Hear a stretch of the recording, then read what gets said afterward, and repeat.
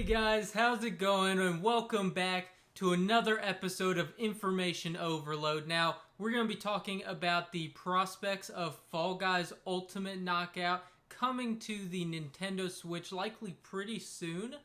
And this isn't too much of a shocker. So the first thing is that this game is published by Devolver Digital, and that's pretty important to note because they've also done the likes of Hotline Miami, Grease, however you want to pronounce that.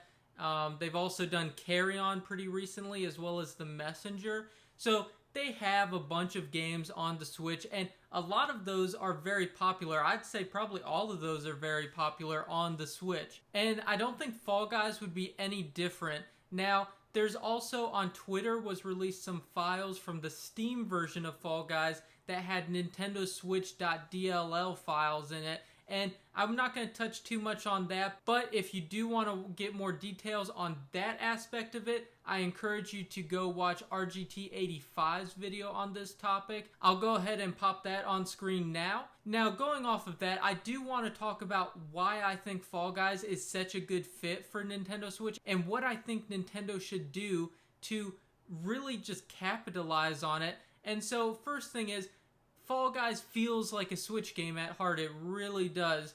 The first trailer I ever saw, I thought it was a Switch game. I thought it was already released and was a game that was on Switch I just never heard of.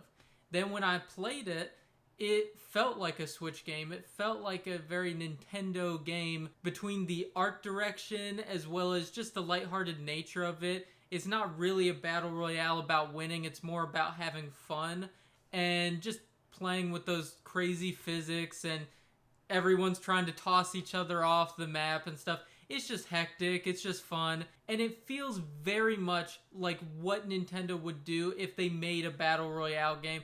And that's why I was so shocked when I found out that it wasn't a Switch game. You know, I thought it was even a Switch exclusive when I first heard about it, because it just seems like a Nintendo game.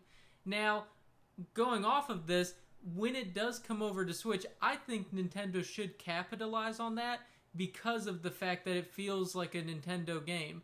I think they should encourage people to play Fall Guys on the Switch rather than other systems. And I think the best way to do that, while still being consumer friendly, would be just to add in a few exclusive costumes, maybe a small costume pack. I know on the PlayStation Store there's two. There's a collector's pack, and then there's also a fast food pack. And I think Nintendo should do something similar, but with Mario characters and with Donkey Kong characters. You know, just Nintendo IPs. You could have Link and Zelda, Mario, Peach. There's so many great Nintendo IPs out there, and I think a costume version of those Nintendo characters would fit perfectly with Fall Guys, and it could be implemented seamlessly. It wouldn't feel like it was just shoehorned in there. I think it'd be very similar to the Switch version of Rocket League.